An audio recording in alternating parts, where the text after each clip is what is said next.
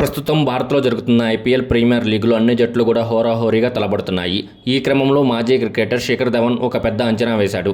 IPL 2025 సీజన్లో ఫైనల్కు చేరుకోగల 2 జట్లను పేర్కొన్నాడు.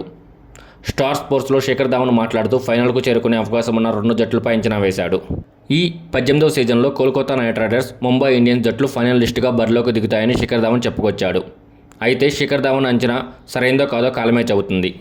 కానీ ప్రస్తుతానికైతే Kolkata Knight Riders, Mumbai Indians ఈ 18వ ఎడిషన్లో 2 జట్లు తమ తొలి మ్యాచ్ని ఓటమి పాలయ్యాయి. Defending champions Kolkata Knight Riders ఈ సీజన్ ఆరంభ మ్యాచ్ల్లోనే రాయల్ ఛాలెంజ్ బెంగళూరుపై 7 వికెట్ల తేడాతో ఓడిపోయింది. ఇక మరోవైపు ముంబై ఇండియన్స్ తమ తొలి మ్యాచ్ను చెన్నై సూపర్ కింగ్స్తో చేపక్ మైదానంలో ఆడింది. అక్కడ 4 వికెట్ల తేడాతో ముంబై జట్టు ఓటమి పాలైంది. ఇటువంటి పరిస్థితుల్లో ఆ 2 జట్లు ఫైనల్కు చేరుతాయని శిఖర్ ధవన్ చెప్పడం విశేషం. ప్రస్తుతానికైతే బ్యాటింగ్ పరంగా, బౌలింగ్ పరంగా ఈ 2 జట్లు అంచనాలకు వేసుకోదగ్గ జట్లే.